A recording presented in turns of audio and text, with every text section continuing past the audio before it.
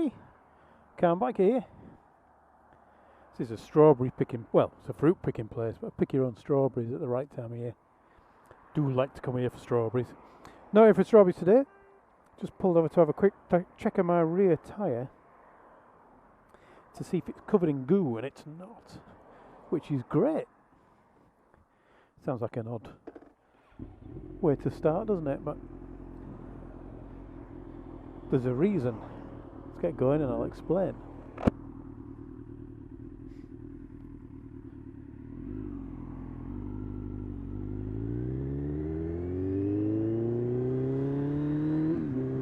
The reason is that I've changed what I'm doing with my chain. For a long time I've been using them spray-on chain lubes.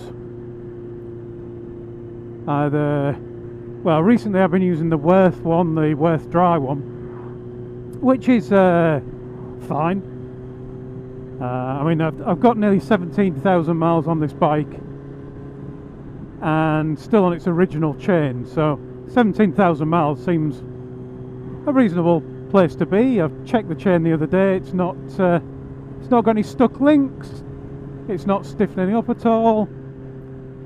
It's not stretched. I know they don't really stretch, but it's not worn to the point where the chain is too long. You know, when you measure so many links, it's still within its spec. So 17,000 miles off an OEM chain doesn't seem so bad, really. But I'm not so keen on the Worth lube because I can never tell whether or not it's got any lube on it because it's dry. Now over winter I have used before the chain wax, again the Worth one and various other ones as well, and you can certainly tell that you've got those on because your chain tends to be covered in white goo. Which way shall I go? I think I'll go right. So your chain tends to be covered in white goo at first, and then after a while that white goo turns to a kind of black, gritty, horrible O-ring destroying mess. So I'm not too keen on the chain wax. In the worst scenarios I've tried it. I had that S-Dock 100 chain wax.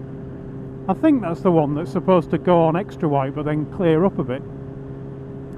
I think it's that one, but I might be wrong. I got given it for free. I bought something from a motorbike clothing shop, and they were some S-Dock thing that was going on, some promotion, and they gave me this little can of it and said, there you go, it's a treble can.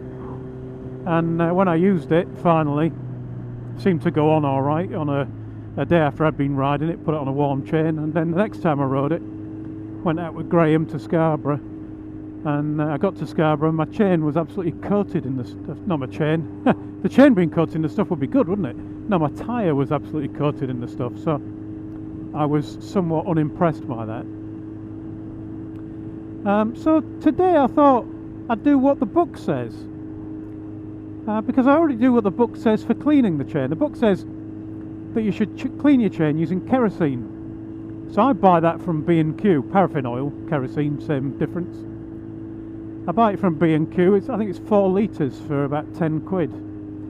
I say about 10 quid. I think I paid 6, but I'm fairly sure it's gone up in price since I bought it. But I bought it 6 or 7 years ago, and I've still got 3.5 litres left. So, you know, I don't know what it actually costs anymore. Could well be a lot more expensive. But anyway, it's definitely a lot cheaper than chain cleaner, which tends to be quite expensive for a very small can. So I already do what it says in the book on that, of using the kerosene to clean the chain. A little bit messier than the spray ones, because you have to get your hands a bit dirtier, but does the job beautifully. And it says in the book actually that cleaning is the most important thing, that actually lubricating, you're not really lubricating the chain anyway because it's a sealed chain. It's more about protecting the O-rings from sun damage and from grit damage, and also stopping the chain from rusting by giving it a covering of something that keeps the horrible salty water off. And we've got plenty of salt around at the minute. not so much water to wash the salt off the roads, unfortunately. So I already kind of follow that pattern. But I thought I'd try and see what happens when you do what the book says. And the book says that to lubricate, you should use gear oil. So I got myself a bottle of gear oil. Sounds like I'm practicing to be a ventriloquist, isn't it? Bottle of beer, got the gear. Got myself a bottle of that, and I loaded some up into this little tiny bottle I've got. It looks a bit like a greasy spoon ketchup bottle, you know, the squirty type, not the fun ones in the shape of a tomato, but the kind of long thin ones. Have you got any on the tables here? No, just beer. Those long thin ones with a kind of nozzle at the top, and you give them a squeeze and out pops the ketchup. Well, I've got a very, very small version of one of them. So I filled it up with gear oil, and I just put a smear across every link, both sides, and a bit across the rollers in the middle of the chain, because people reckon you should give them a bit of a greasing as well, although the book says just the links either side. And I did that while I was cleaning the bike. So when I found out just how much old chain wax there was still stuck on the bike, I had to scrape it off with a rubber spatula. There was that much of the blooming stuff. Anyway, that's by the by. I put those kind of trail on the links and the rollers, and then came out for a ride. And 10 minutes later, I pulled in to have a look and see how it was getting on, make sure there wasn't too much fling. And my chain looked beautiful, really clean and nicely greased. My tyre also looked beautiful. Well, one side did it. One side looked like it was brand new, in that it was shiny, because it was covered in gear oil. So I surmised from that I used too much. And I went home, taking all the left-handers carefully, and got a rag out and some degreasant, some brake cleaner in the end I used. Gave me tyres a really good wipe down, get rid of all that oil. And then I also used a dry rag just to wipe down the chain a little bit. And then I came out again, and I've just pulled over then. You've just seen me start this video as I was checking the chain again, this time with no fling whatsoever. So it's quite interesting. I thought it'd be an interesting experiment, and might even save me some money, because gear oil is about as cheap as kerosene. Cheap as chips. If it can keep my chain going a little bit longer, keep it in good nick, make sure I get none of the nasty brown stuff on the sides of the chain, because that looks just as bad as a gloopy white chain, or a gloopy white chain with a mixture of black grit. So you can keep my chain nice and healthy and keep my O-rings nice and covered, and also save me a bit of cash at the same time, I'll be more than happy with that. The best results I had for keeping the chain nice was on the Honda CB500X with a chain oiler. Now I know that's not gear oil, it's a slightly different oil, it's kind of gummy, weirdly snotty oil actually, but a similar consistency apart from the snottiness to the gear oil, so you never know. That was the best results I had really with keeping a chain in good nick, right until the point that somebody decided to punt me off the bike and write the bike off. So I never got to find out how long the chain would actually last.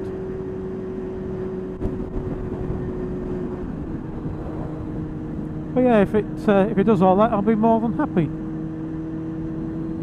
Do you have any experience out there with using gear oil on your chain? If you do, and you've got any tips on the right amount to use, because I've obviously not worked out what the balance is yet, and I don't really want to clart it up, wipe it, go out for a test ride, come back and wipe it again every time I oil the chain. So I'd be interested to know if you've got any tips on using the old gear oil. Please let me know in them there comments, and if you've got any alternatives too, let me know in them there comments. I know a lot of people use WD-40, and it's quite intriguing watching Fort9 versus talking to Tosh and Tosh's demo. It was an interesting bit in the middle. So 49 was saying that using WD-40 to both clean and lubricate the chain should not be an issue. Tosh did an interesting demo where he showed what happens when you put chain wax or chain lubricant up against WD-40 and how they basically just break down to a really thin oil.